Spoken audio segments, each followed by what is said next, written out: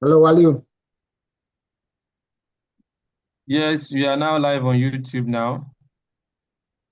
Waliu. Yes, Yes. Sorry. I'm on duty presently, and I'm let me say attending to an incident that had just happened. So I hope to join you guys thereafter. all right. Thank you very much. We appreciate your presence. Thank you so much for that. We sincerely appreciate you. Thank you Okay. so much, Timothy. Mr. Shinemi Okafor, have you been able to get hold of that? I'm trying to do that now. Okay. I'm trying to do that now. I'm trying to do it from my phone because my system I left it in the office. So Okay. Okay. Thank you.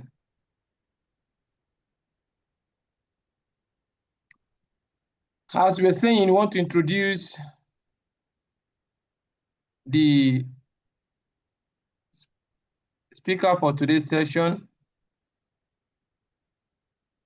Mr. Okafor, you might want to put your you might want to put it on in portrait format.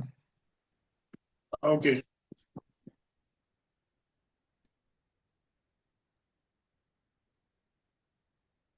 All right, thank you very much. So help us to remove the, yeah, thank you. Yes, today on today's section we have the person of Madam Halimat Raji, an environmental biologist, HSC professional, and a sustainability advocate, and also a public health professional. Every person that has been consistent with following her on LinkedIn will see that this is not far from the truth. With a strong background in environmental biology and health, safety, and environment, she is deeply committed to promoting a sustainable lifestyle, fostering eco-conscious practices, and advocating for climate action.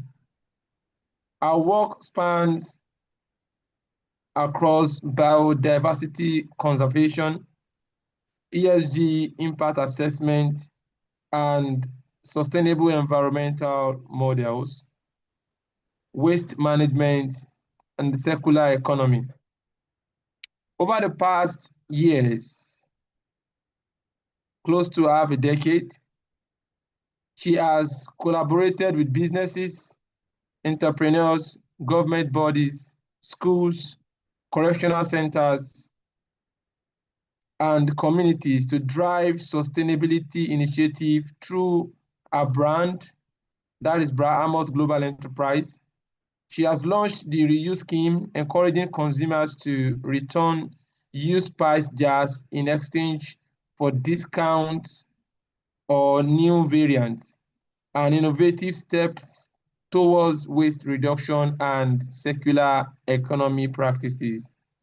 Her expertise include training and mentorship, career and purpose-driven facilitation, spice formulation, and sustainable business practices.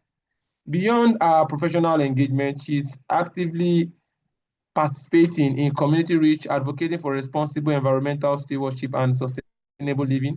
She believes in the power of education to transform mindset and inspire lasting change. She's passionate about reading, writing, traveling, brainstorming, and exploring innovative solutions. Our mission is to create healthier workplaces and communities while protecting our planet through knowledge sharing and action. And it's my almost sincerity and almost humility that I bring onto the podium another person than Madam Raji Alimot. Over to you, ma. Thank you. We can't hear you. We can't, you need to unmute yourself. So like, am I audible now? Can you hear Yes. me? Yeah, audible now. So Mr. Akim and Mr. Chinimakafor will take over the coordination. Thank you and God bless you.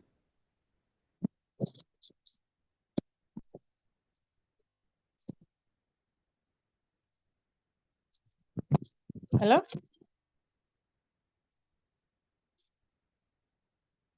Hello? Hello, we can Can hear you you. hear me, You're please? audible. Please, we can Yes, hear you you. are. All right. Go ahead. Please, You're kindly go audible. ahead. Right, yeah. Please, So kindly thank you go so ahead. We can much. hear you. All right, yeah. So thank you for having me. Thank you so much for having me. So I would not take much of our time. And the topic before me is safety beyond PPE, environmental management and public health in everyday practice. So basically the objectives, like, can the slides be up, please? Basically the objective of this session is just few, like it is actually highlighting why safety must go beyond PPE. I know that majority of us here are safety professionals, and we know that on the pyramid, the last sort of is the PPE, which ideally they are like our wears, the gloves and nose masks, the helmet and the likes. And again, what this training will be emphasizing on how environmental hazards affect health and how proactive systemic safety measures can actually improve the public well-being. Sorry, please, I can't see my slide though. Who is projecting it, please? Okay, yes, I've seen it. So yes, can we go to the next slide? So like, why is safety beyond PPE? Apparently, like I mentioned, we know that PPE ranges from the gloves, the masks, the helmet, and the gist is what PPE does is what they actually protect us against immediate risk. They don't address root causes. We all know that basically why we wear our PPE such that probably if there is a spill of any chemical, so that we are protected when we are wearing our overall, when we are on our boots, when we are wearing our gloves, do not have so such that we don't experience any harm or bruise or anything. However, safety beyond PPE is about prevention, creating clean, hazard-free, an environment such that it actually helps us to reduce risk when of these things happen. And again, we're talking about smart long-term thinking. Like, so there are measures that we can actually use to ensure that all of these practices are achievable. And there's an interconnection between the environment, the safety, and public health. And in a nutshell, it's just that when we're talking about HSE, like the fact that HSE, the health, safety, and environment, beyond them just being an acronym that everybody says all around, there is a very strong interconnection between them, in the sense that we'll say that when we are living in an environment where the air is contaminated, the water is being polluted, we know that individuals are on the high risk of actually that they are getting to expose themselves to other health defects, like people undergoing cholera, people with asthmatic patients, individuals with HPR, that is a hypersensitive reaction. They can't cope in that kind of situation. So in this kind of sense, what we are saying is safety is no longer just a personal thing, because we are looking at safety, we're ensuring that we want to create a safe haven, a safe place to ensure that there is like minimal risk that, okay, fine, there will not be an avenue whereby cases of issues of hazard would happen. So it is beyond an individual thing, it's a collective effort, in the sense that you as a person, a firm or a business, you're ensuring that before you actually discharge your effluent to the environment, it is treated. Before the exhaust from a company is released in the environment, it is measured to ensure that what level of particulate matter are in this smoke, such that the environment, individuals living in that premises are not on the high receiving end on the long run. So at this point, it is beyond a personal thing, it's a collective effort. The next slide, please. So the environmental hazards around us, we all know that when it comes to hazard, there are things that the things that have the potential to cause harm to us. Smoke from our stoves, the exhaust from our various cars, blocked drainages, excessive noise in our areas, and ash cleaning chemicals. And like I mentioned earlier, like When we have untreated effluent, we have so many firms and businesses that they generate effluent, wastewater. Some people try to, they treat it, then they use it for other purpose. And ideally in the environmental law, and under no circumstance are you allowed to actually discharge your effluent without treating it. So all of these is we need to look into them. And these factors are they are the stuff that actually compromises our safety on a daily basis. So environmental management means that in this sense, we are identifying these risks and we are conscious enough, we are being bold, we are very bold to know that this thing is the right thing. I'm not doing it for me alone. I'm doing it for the populace, for the environment. And we are conscious to ensure that we are doing all of these things in our everyday practices. And then, so I think we are the slides where the environmental management and how conscious we are in our actions. This one, like that is when we as an individual, we're identifying the risk. Some people will tell you, okay, fine, we know that there's a likelihood that this thing would happen. But sometimes they'll tell you, let's just do it, Joe. Especially we're in a nation whereby the law is just in the papers, people don't act on them. So it takes a consciousness to know that fine, no, we have seen this thing. The effect will be very deep that the populace will be on the receiving end. So am I now conscious enough to know that we have seen that this is the causal agent? What are the measures that we would take such that what are the measures that would take that on our day-to-day activities, we are trying to ensure that we are not doing this thing just for ourselves alone, but to ensure that everybody on the long run are also benefiting in the ideal practice. Then the public health implications. We all know that in our daily environment, when we have poor environmental practices, we are actually calling for many diseases. Like dirty water, we have the spread of typhoid. When we have air pollution, indiscriminate burning in the environment, we are actually releasing respiratory problems for individuals that cannot even take all of this. And it just is not, sometimes you see that some individuals, they tend to undergo something we call HPR, hypersensitivity reaction, in the sense that they can't withstand or take any smell that is too strong. It could be from burning, it could even be from theft, it could be from dust.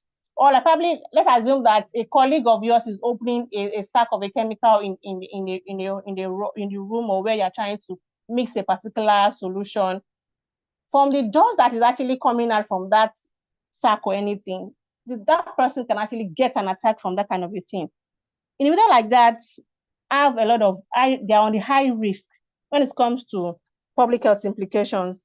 So malaria resistance in many of our areas are due to poor sanitation, and this actually boils down to how do we manage our waste.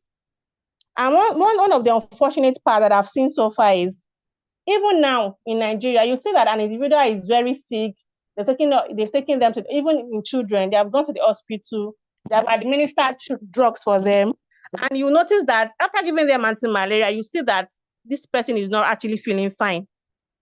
But then, ideally, usually, all of these things do not usually happen like this. You see that even when you're ideally after 72 hours, you're supposed to at least feel some certain level of relief when you're using anti-malaria. But now it is not like that, because our environment is now, the way we actually dumped our refuse. Some people tell you, I've used these drugs. It could be that probably after administering in the morning, in the afternoon, and probably the person forgets to take it in the night, they will tell you, I will take it in the next day. On the long run, they do not take the drug as they're supposed to take it. Sometimes they just dispose these drugs in the environment, and on the long run, the effect is so wild that we're all looking at it. And there's something we call AMR. Those drugs on the long run will no longer be effective. So, why is it that I'm using these drugs and I'm not feeling okay? It's because over time, we are not properly managing all of this waste. And on the long run, the public health implication is there is resistance. When a particular individual is using a particular drug to treat that ailment, the person will not get fine. So the next slides, please. So when we are looking at, I'll just give a simple scenario, something we are all used to.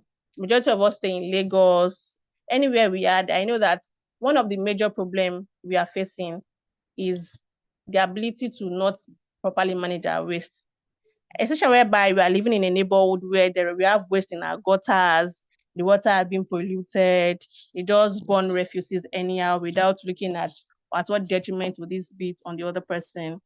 One of the things, if as an individual, as a safety personnel, you have to assess that kind of a thing, you know that something is certain. There will be so many infection around that kind of premises. There will be typhoid.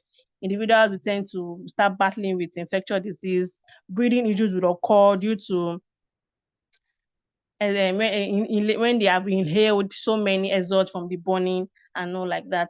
So what are we now saying is, this is a familiar reality. Sometimes you are going on the streets, everywhere is jam-packed. Even in our various homes, we are not managing our waste properly. It is just beyond PPE to ensure that the environment is safe.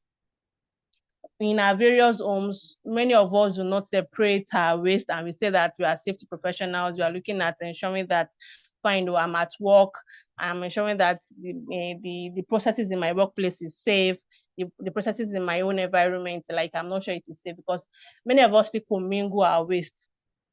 And when it comes to the e-waste or the plastic, so even from the waste we generate in our kitchen, the organic waste, we put everything together. We don't do waste separations. And these are one of the issues that we see, that we're experiencing. Sorry, the next slide. So the part where is this place is actually highlighting it, practical tips for everyday safety. So the practical tips for everyday safety is, we are separating our waste properly, we are reporting any blocked drainages, we are educating our households, our staffs, our neighbors, and our immediate community about it. If there are any cleanup drives in our community, even if you are in a firm, you are a staff in a business or in a firm that they have their CSR to actually accommodate sustainability practices, you can also lend your voice to ensure that, fine, why not we as a firm or as a body, let us come up with a cleanup activity such that we are also propagating or telling the environment that with all of this, so we can also ensure that the environment is safe. And again, at our various work, let us push for sustainability policies. We have a lot of policy out there, even for businesses, people that are not even working, people that have their own business. There are so many sustainability practices that we can actually imbibe in to ensure that the environment is safe, beyond the tools of just ensuring that what we are doing is just about telling people to wear your gloves, use your helmet, use your nose mask. There are so many things that can be done beyond just wearing the PPE. So, like, I think I've actually run through these tools beyond PPE. That is the education. Every small action adds up. You as a person ensuring that in your place of work, amidst your family and friends, in your community, you're actually learning your voice and ensuring that policies about sustainability practices and ensuring that the public health people are aware and educating that let us do this the right way. Like, it starts from the home. Majority of our children, when they buy their line of biscuits or pure water or sachet or their drinks, they drink it and they dispose it carelessly on the road. Even our wives, when they cook, we just pour all of the dirty remnants, the rice. Fine, we are saying that education. Sometimes they'll tell you the best is to actually manage organic waste is when you have a primary home garden in your houses. Even sometimes if we do not have home garden, there are ways we can do it. Some people have pets, you can feed your pet with it. And even if you know that the person, you feel like, why would you just be packing waste when it's not like you have someone that you want to give it to or anything? It is fine, you can actually put it together. If you have a farmer friends, we have people that buy all of these things now, they use it as for compost and all like that. So what are our roles? Our roles as individuals, as a community, let us start with our family. Tell your children, involve the family. Let us do this. Fine. we know that during the era of COVID, we saw the situation whereby everybody, even father, mother, the children, younger ones, guardians, they are telling their wards to ensure that they are wearing their nose masks. We can also imbibe this, can also do this, also ensuring that we are also telling our family members the right way to do things. Institutions like people that lecture, people that are into social activities. Let us invest in eco-friendly infrastructure and ensure that our communities or in our work, because when we come together to ensure that all of these things, the practices beyond PPE are things that we are imbibing in, it will all on the long run, we create a ripple effect of all of these things, and it will actually it will lead to a positive change. We have less increase in diseases. We have the climate change. The climate change. We are on the safe side. There are no issues of something happened, even from the angle of the way the climate has been over time. Well, while me, I was growing up, we used to know that there are times that when it is raining, it is raining. When it is sunny, when the weather is sunny, it is sunny. But it's quite unfortunate, and it just is all of us, our various businesses, or even our children, our kids, we are all on the receiving end, in the sense that the climate change has really changed drastically, so that we know sometimes we cannot even predict what month is it that it's going to rain. We cannot even predict what time the sun will be so hot. And even when the sun is really hot, it is so burning such that some people will even get home, the skin discoloration. Even when the breeze is blowing on, it's so full of dust and exhaust, which are the result of what me and you at various firms and businesses, what we do, what we release into the environment. So on this note, it's just simple. Let us ensure that we are training our staffs, we are lending our voices, and beyond PPE, let us say that when it comes to proper waste management, are we also managing our spaces, our waste, are we doing them the right way?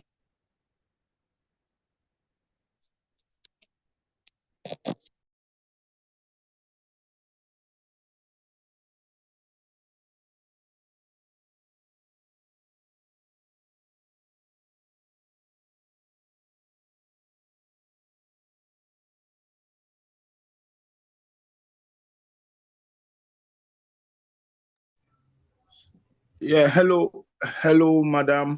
We've lost you. We cannot hear you. If you can hear me.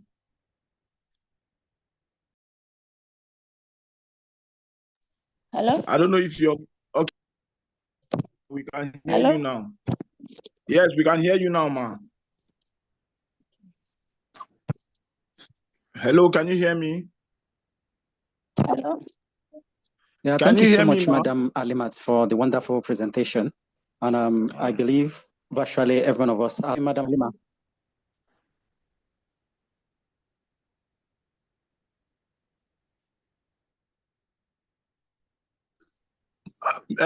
Please go ahead, Mr. Hakim. Go ahead.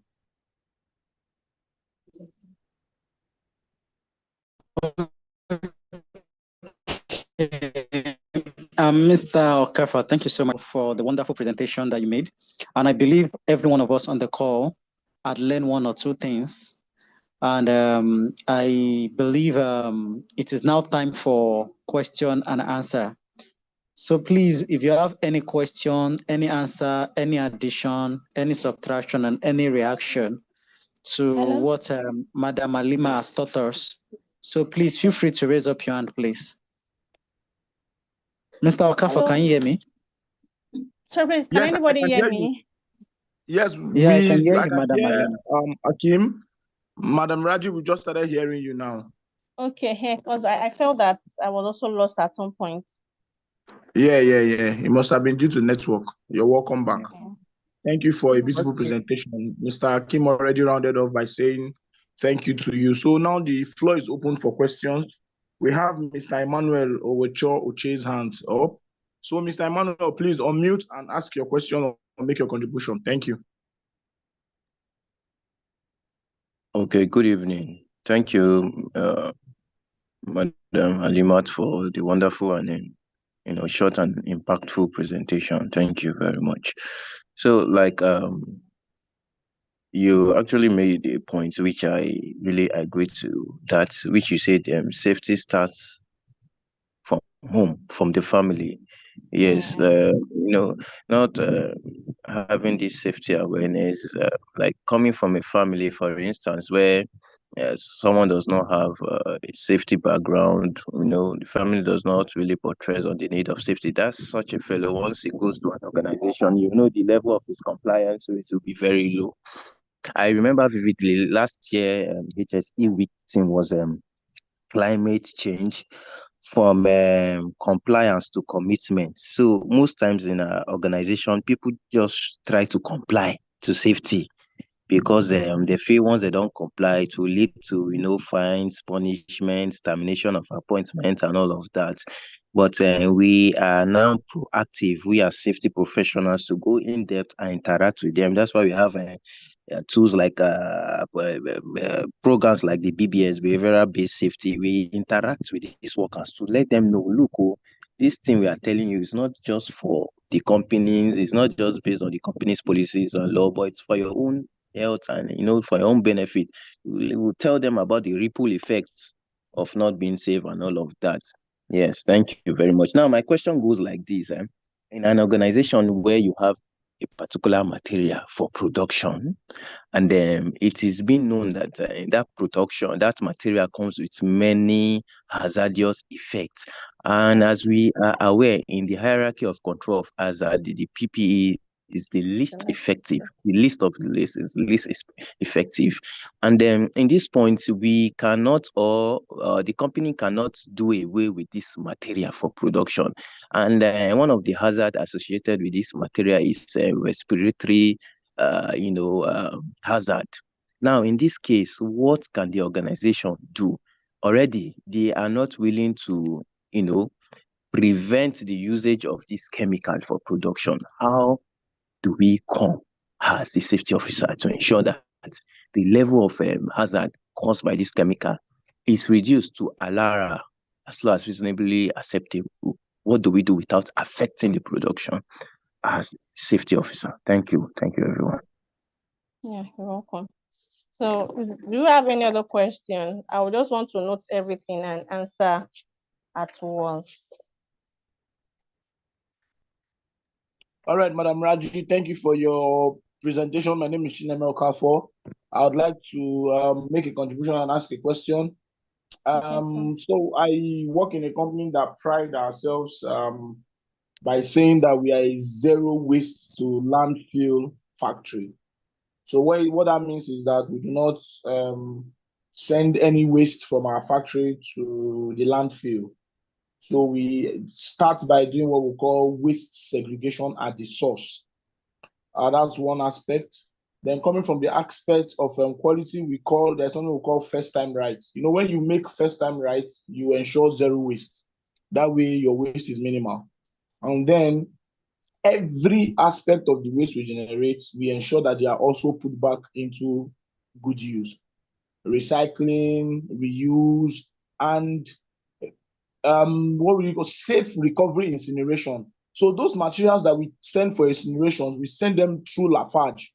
They use it in their kiln in the production of cement, right? So that prevents open burning and all those kinds of things. So these are three things we do where I work. Now, very recently, I was taking a walk around where I stay in the evening, and I was hearing sound of flowing water, and then a very wrong and very offensive stench of odor coming from that aspect. And I got to find out that there was a small company that deals in starch and what's it called, custard production and all, and they were just sending their effluent outside to our community where I reside. Yes, like that, without treatment. And what did I do? I just took videos and pictures, and I have a contact with people in Ogepa, Ogun State's Environmental Protection Authorities. Yeah, they always come to my office as well. So I had to do a would I call it speak up or whistleblowing sort of. Yeah, whistleblowing. So that they will follow up on it. So these are parts of me. This is what I mean by taking responsibility. So we would expect that after this, many of our professionals that are here should also do the same thing. Take these things, don't keep quiet about it. Be committed, move from compliance to commitment.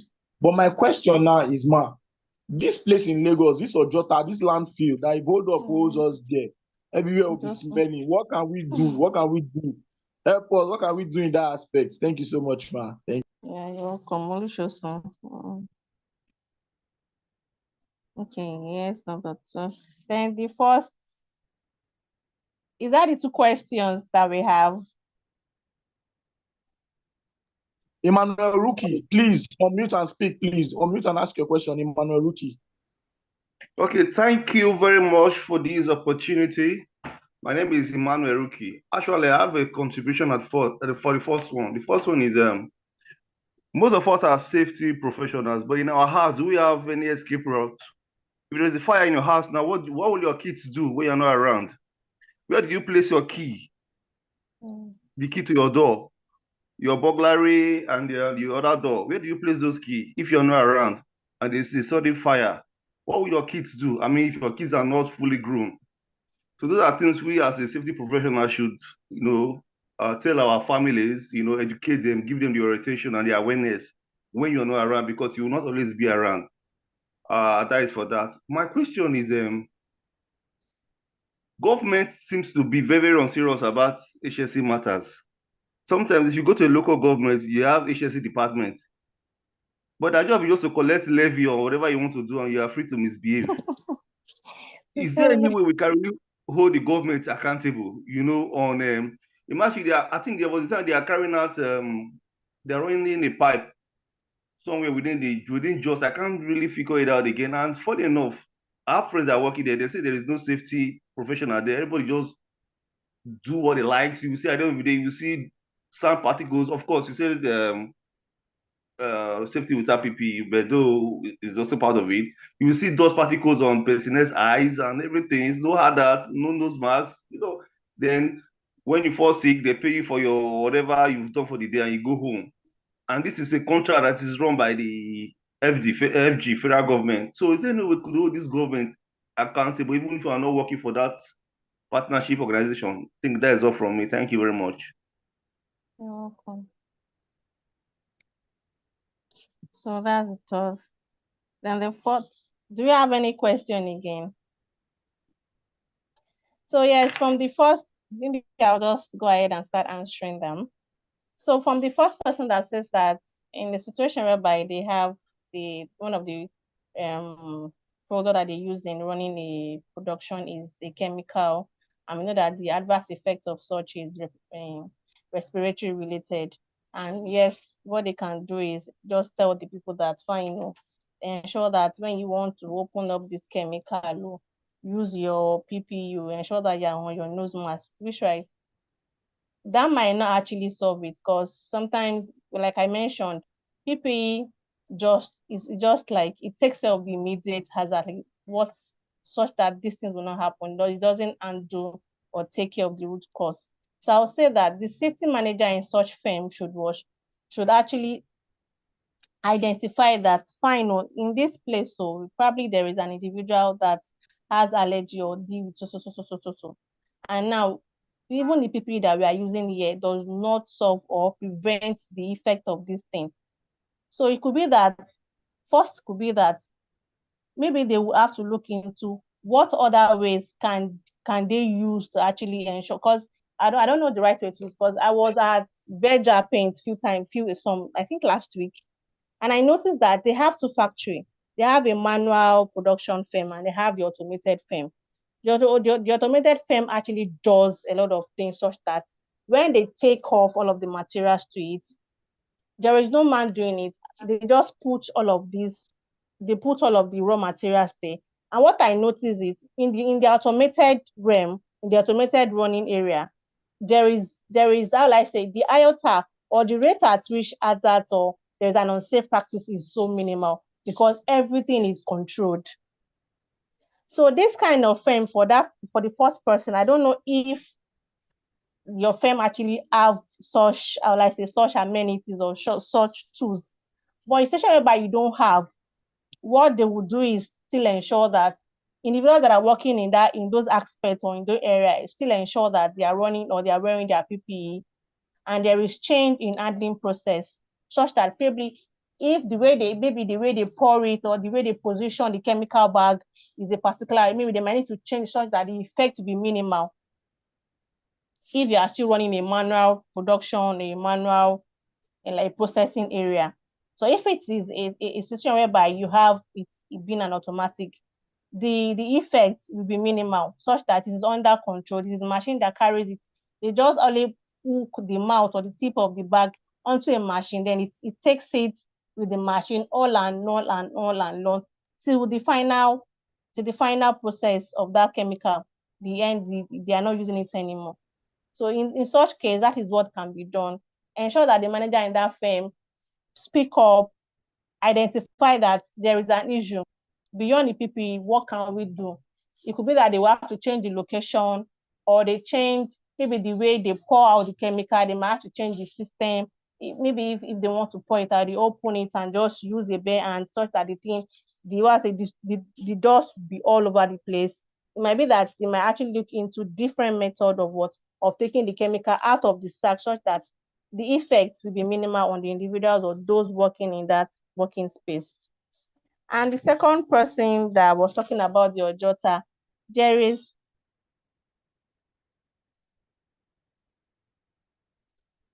So, and again, what they can also do in that kind of situation is people that run processing area, it is how will I say, it is safe that you have all these expelling fan. Ensure that that place is not choked. The place is well ventilated such that even when there are rays of dust, the effect is minimal on the individual. Like now, I used to run a spice processing brand, and over time I have HPR such that when we are producing, there is always this exhaust flying around. And I could remember that we were told that if you can have an expelling fan, so we have to fill the expelling fan in the room such that when we are doing anything, exhaust or anything, it's actually expelled it out.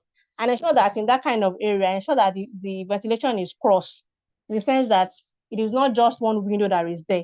You have like 2 or more windows. This will actually reduce the effect circulating in that kind of processing room.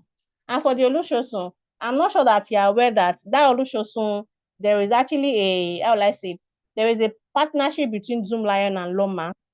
And sincerely, in few time now, Olusosun will not be there again there, because there are many beyond that. What was it called?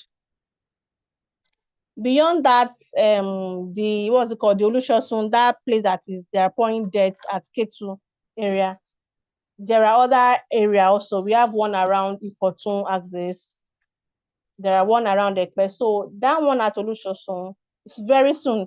If I don't know if you pass through the axis, they're actually working on evacuating all of the days that are there. Zoom Lion is in collaboration with the Lagos State already, and they are working on it. Apparently, I think the mistake there was actually we had an in-house training at Loma. I think that was last month, and it was all about why that place was not in the proper structure of what a landfill should look like.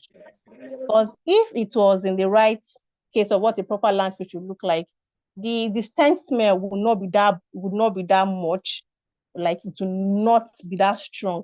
But then I think like Lagos is aware and they're actually working on it. And I think the further projects they're actually looking at turning that place into a parks and parking space. Very soon you will all see the result, but Lagos is working on it. And for the government and accountability part, sincerely, I'll say that we are the government, because you said you actually saw someone. And again, for that number two person, blowing the whistle, blowing the whistle,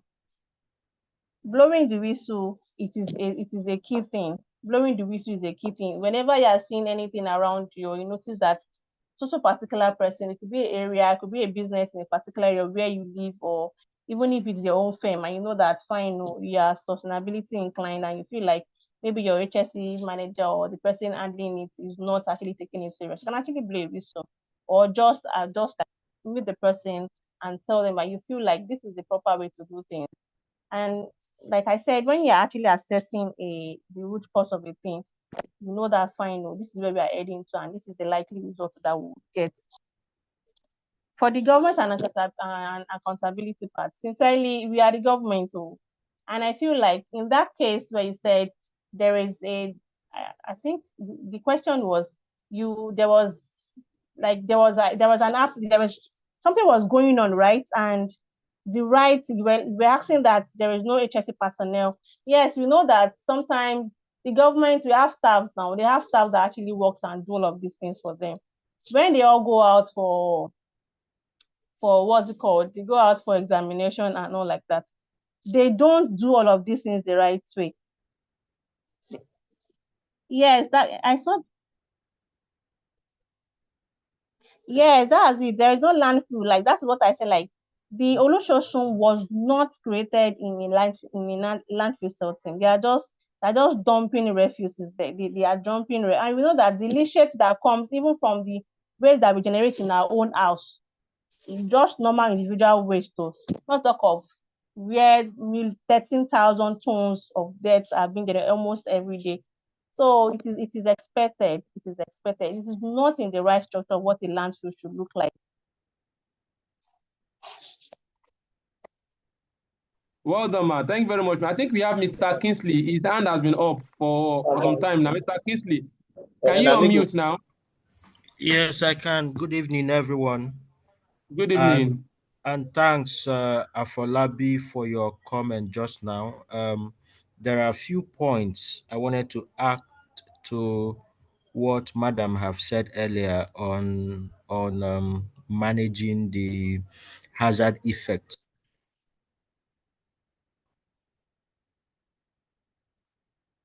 We are with you, please. Of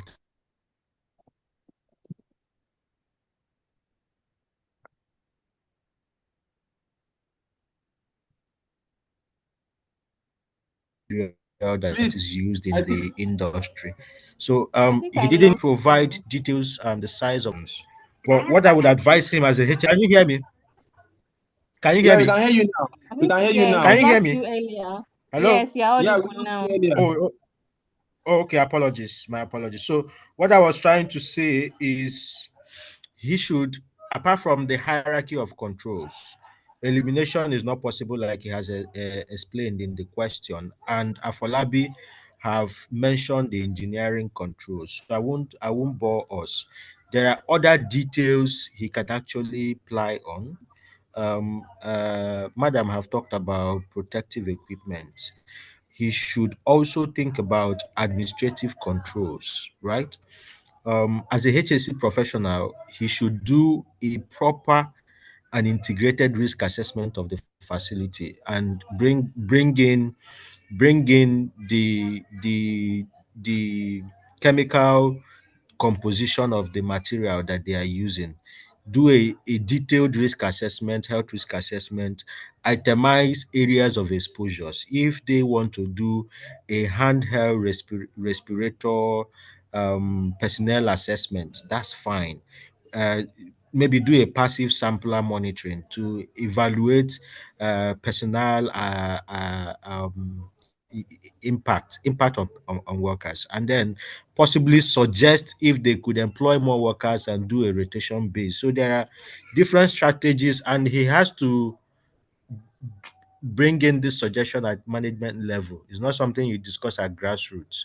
So maybe the HSE manager or the GM of the facility, first of all, engage one-on-one, share your insights from your research, and make a valuable contribution that will change pattern of work such that your colleagues who comes to work, even if they work there 20 years, 10 years, as the case may be, don't go back with occupational hazards. So that's what I wanted to add. Thanks again, Mr. Afolabi, for that your comment. All right, thank you very much, sir. Madam Raji, please kindly respond to that or also add to that while we look at Mr. Emmanuel Ruki, who said he has a question and contribution. Thank you. We have attended to Mr. Emmanuel Ruki already. Okay. So Madam Alimot, please kindly respond to what was just contributed to now.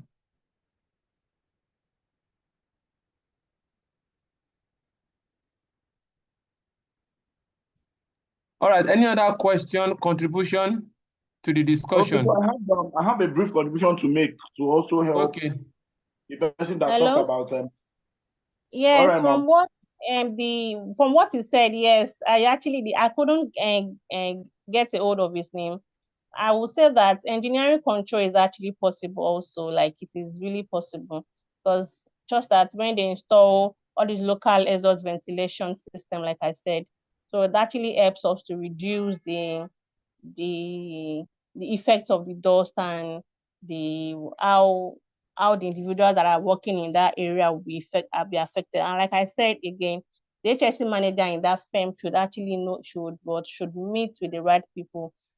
If they have seen that, they have assessed that this is what is likely to happen with the way this thing is going. The chemical is important in the firm to run their processes. So it is sure that they cannot eliminate it at all. And yes, PPE is there to use. So first is the administrative control. Let that HSC manager identify it and report to the appropriate quarters. Fine, this is what we have noticed. Fine, we're using PPE, but we feel like the effect on individuals would be very alarming. So what do we need to do in place? And sometimes you notice that even if you have a superior person, you have actually highlighted or raised the issue over time. I know that these things are not really coming up. I would advise that one of the things I did where I was working before is sometimes when you meet your superior and you tell them this is what you have seen, you have assessed it, and you see that the effect it is really alarming, and on the long run, it will be detrimental it will actually reduce the effect or the result the company itself will be getting. There is this box they used to put in offices. Sometimes we just write sneakily and put it inside. So when I know that majorly for a good firm and a safety conscious firm, they will not say no to that control, the admin control, so that when you provide a standard operating procedures, you need to look into their SOPs to find this is what we were doing before. What can we do again? Is it that they would have to implement further training on how to handle such particular chemicals, the spill response, and when there are emergency procedures, they know how best to handle it, so that the amount of exposure will be minimal. Because we have some chemical, like I said, there are some chemicals that it is normal. The effect is constant. They will have to go through it.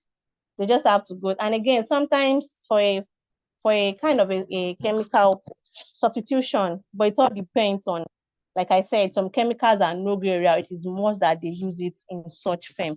So I'll say the engineering and the PPE are still measures to look into. All right, so I was thank you so much, Madam Halimot, for the contribution. So I was going to also add. So I used to work where we had a chemical that was known to cause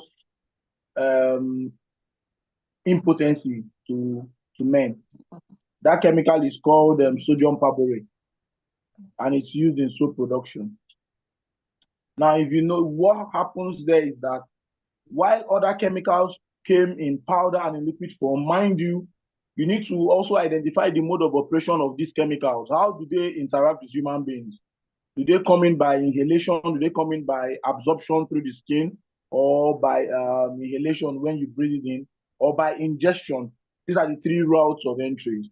Now, in this case, we knew that if perborate was made into becoming powder like other ones, it will be easy for it to get into the people. If it becomes liquid, it will also be very easy for it to get into people. So they made it to become a kind of pebble form, like pellet, like pellet pebble. So that way it doesn't bring out dust, it doesn't generate dust. And then we had that SOP. It was locked away separately in a separate storage area, so that you are not saying people are accessing it all the time in case somehow it has a gathered cloud of fumes that would contribute to inhalation problems. So these were ways to manage this thing. So I would suggest to the guys, let's seek, I don't know what the chemical is, I would have proffered the solution of maybe a substitute. Or if they cannot be substituted, then the chemical should be produced in another way to come out in a form where it will not affect people readily. So if the thing say it's powder, then let's think of how to make it pebbles or pellets or in block form, so that it doesn't bring out lots of fumes, dust. to affect people. So this is my contribution in that aspect. And then automation is very important. If the process can be automated to keep the people away from interfacing with this chemical, that would also be very. And then PPE cannot be overemphasized. It should also be used in this regard. Thank you so much.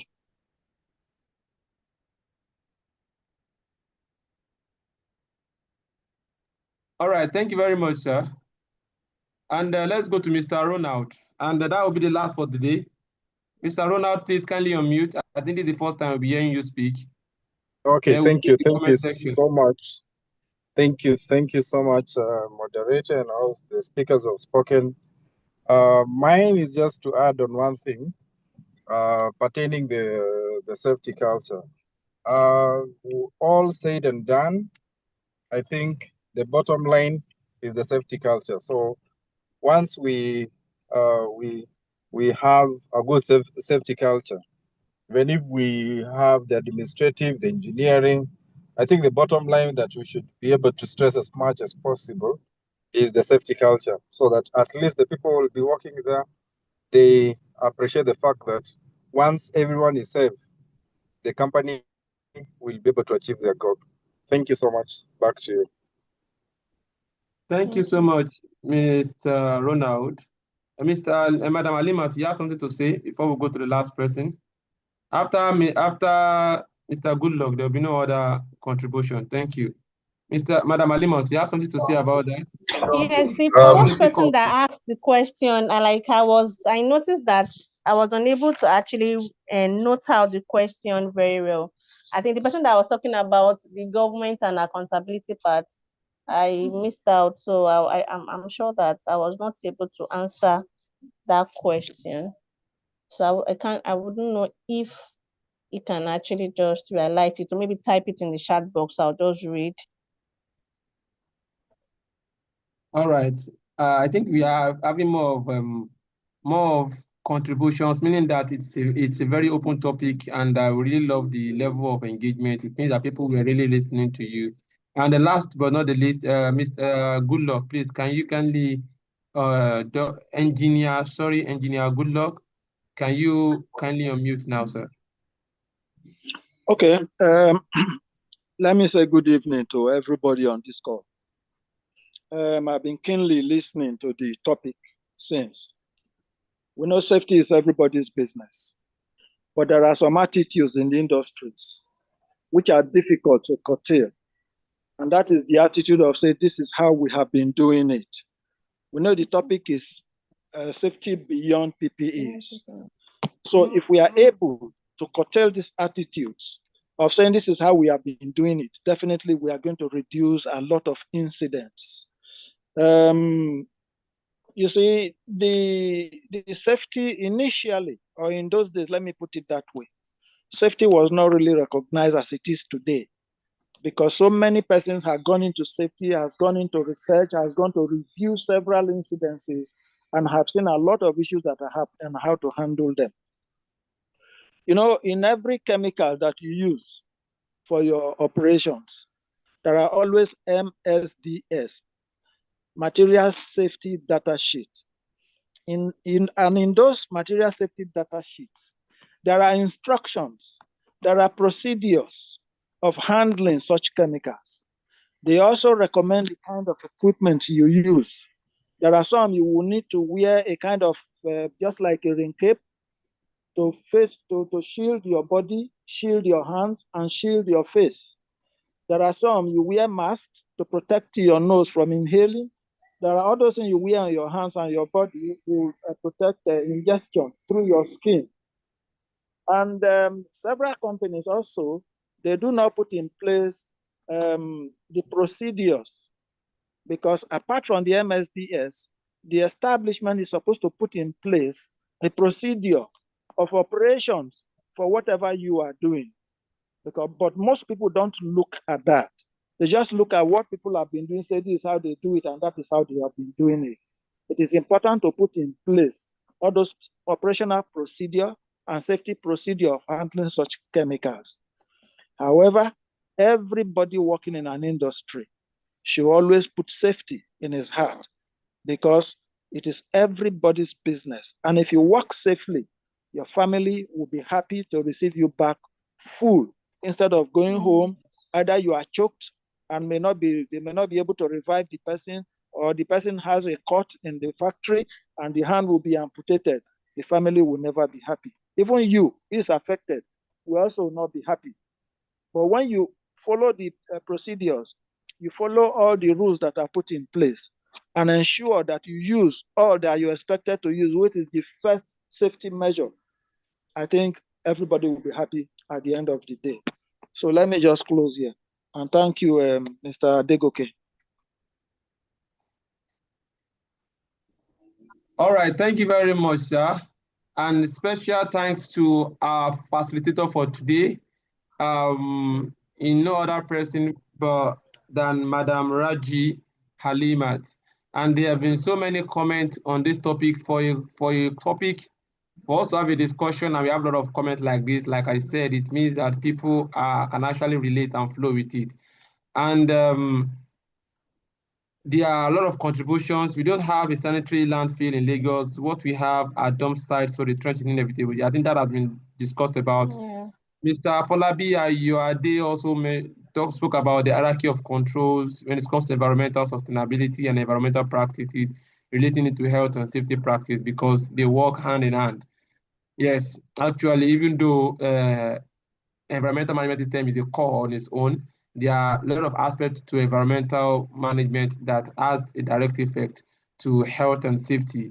And there are a lot of health and safety that also has effect to environmental practices. And that is why they work hand in hand. Of course, someone said, of course, the MSDS sheet should be made available on side effect of the chemicals in use. A quarterly monitoring of the work area is advised where the air quality of the area is being sampled. Then someone said, thanks to the presenter, moderator, and facilitator, I joined late, but we can connect here. So if you want to connect with Mr. Kingsley, we can all drop our LinkedIn, let us follow ourselves. You can follow Mr. Kingsley on that platform. I think Mr. Dominic said, please, let's stay muted. Mr. Ronald, I think Mr. Dominic said, I think proper risk assessment should be done on the chemical in use with proper control measures on each hazard identified. Also, this should be reviewed to check whether the control measures are adequate. Also, this should be monitored. And someone said, is there any portal to download the SDS document? When you need any SDS document, just go online.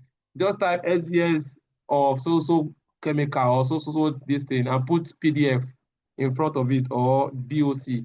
It's going to show you many downloadable resources.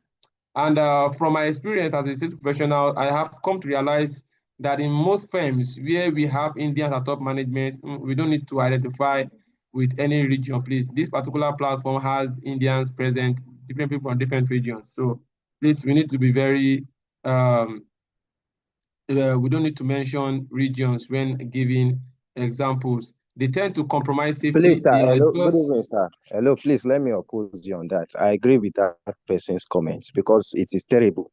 I'm telling you, he's saying that what he actually said is speaking out of experience. So, let us address this here. There's nothing to hide, please. There are a whole lot of persons dying and they are heading. So what are they doing?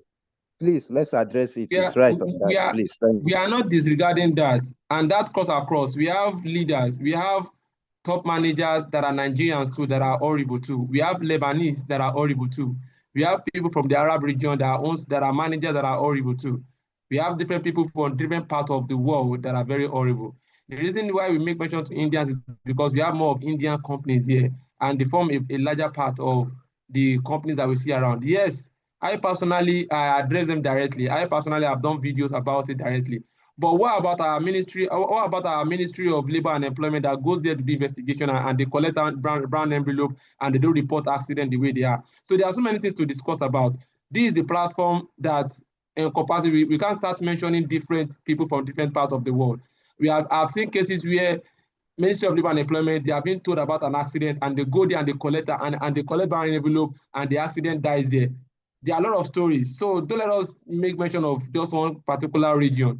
We have people from, like I said, Lebanese, different parts of the world that are in Nigeria that are worse, even our own Nigerians too, top managers they don't care about safety.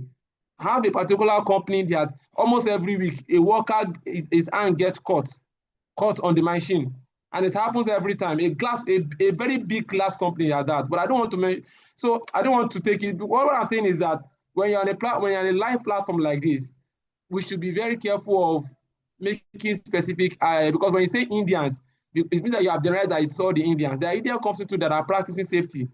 So please, we are professionals, and that is just what I'm not saying that what the person has said is wrong, but we should not just mention it because it's not only particular to Indians. I hope you understand. So I want to ask, is taking milk a kind of relief for us? I think this should have been addressed. That one is not true. There's nothing that milk will do for you. And so many other comments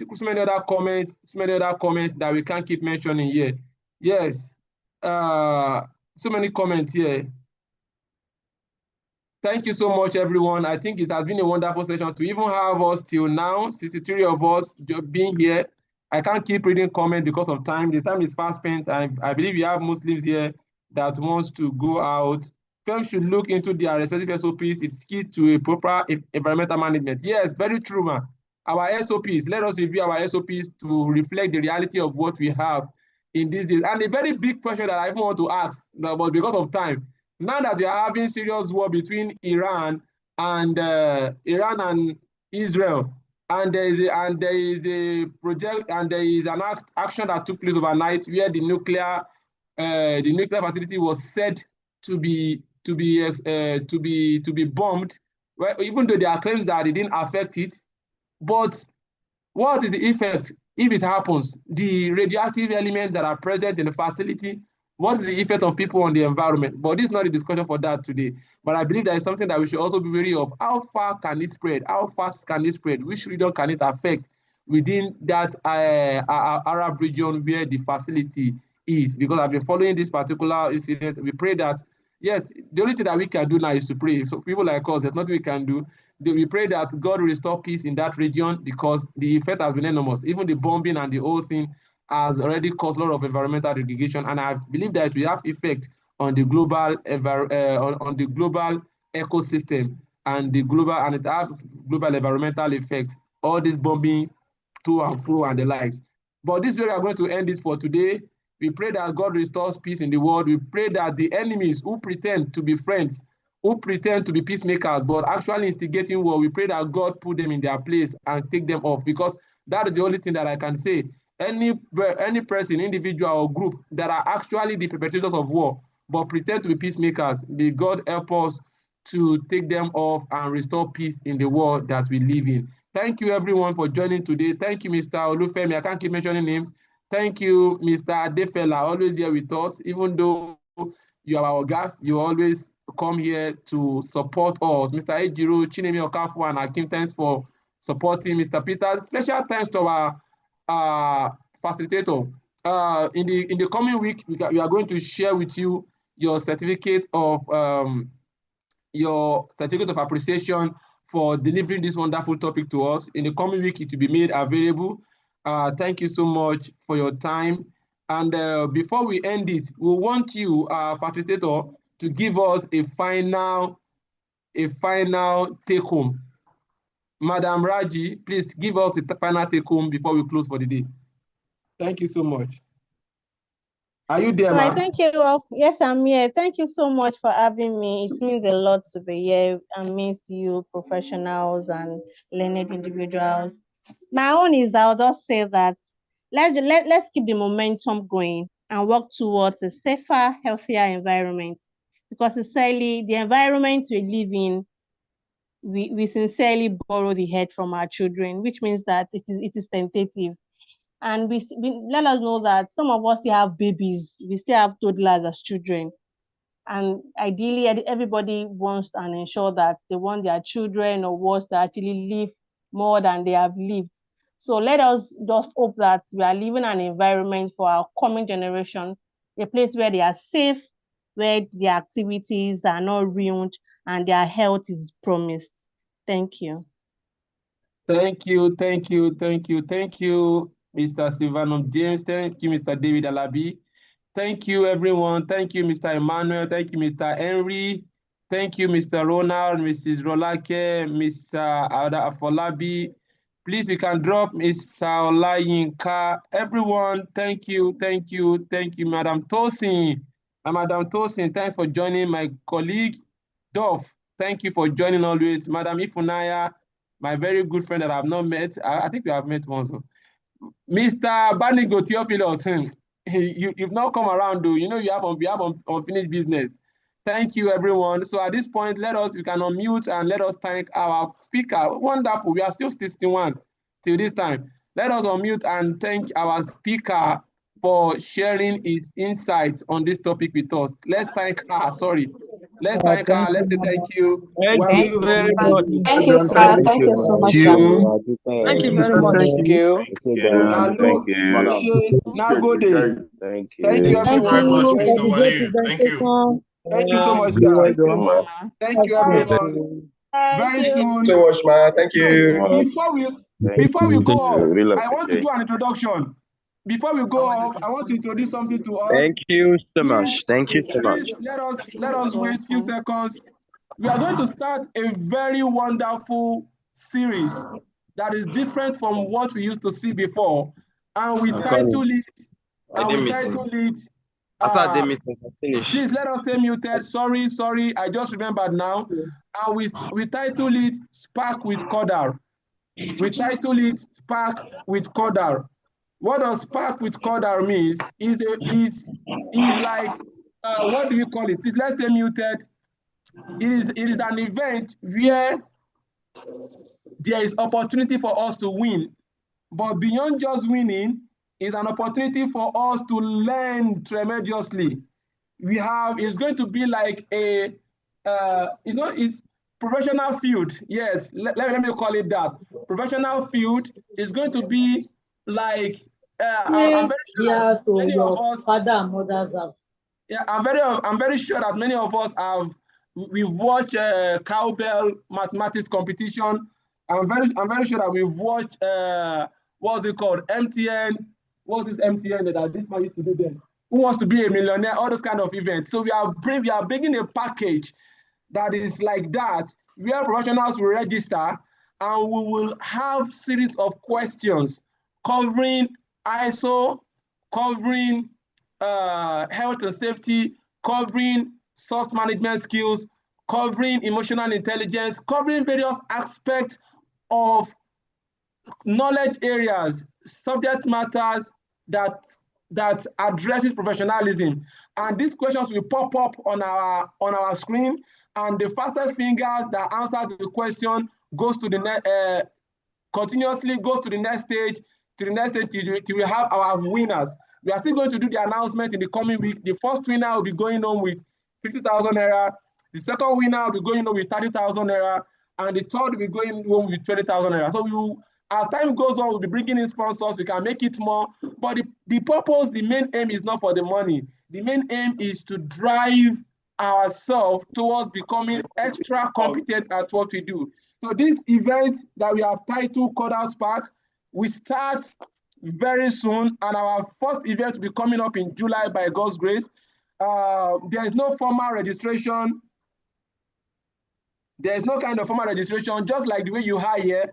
You are going to share the screen. You are going to, what's it called? You are going to scan the link. Once you scan the link, you register, then you find yourself on the platform.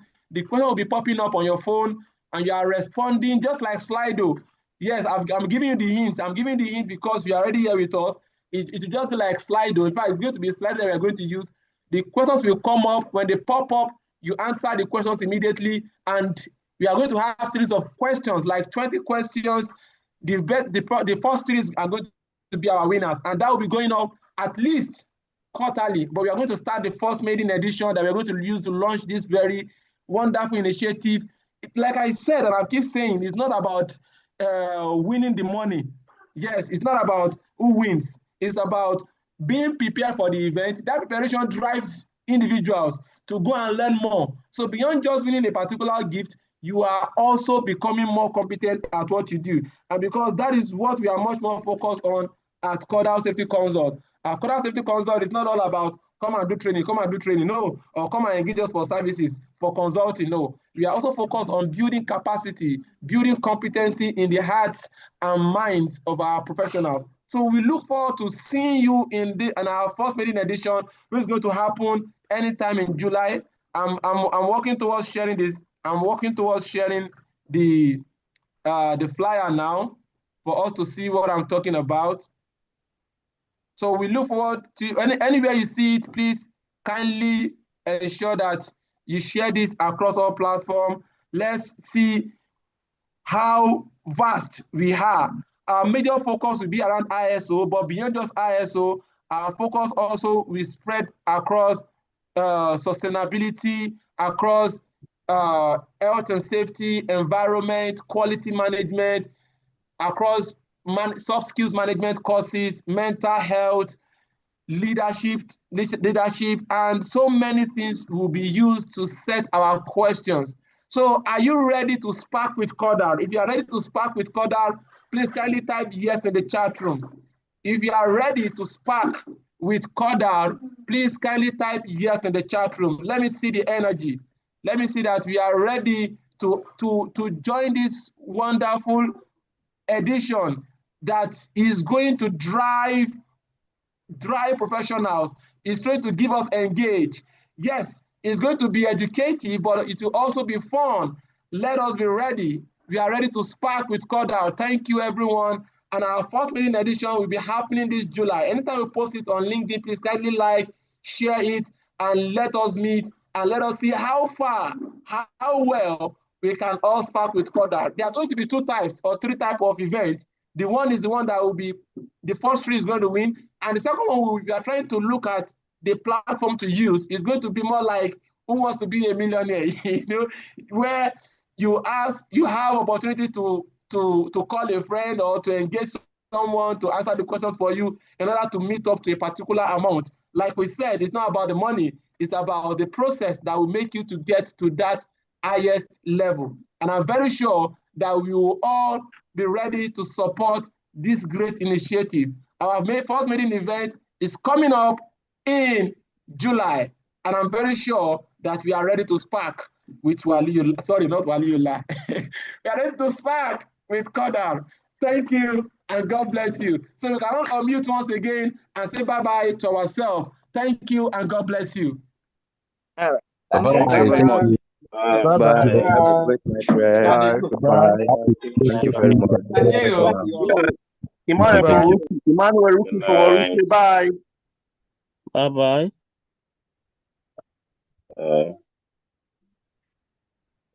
Bye from Ori.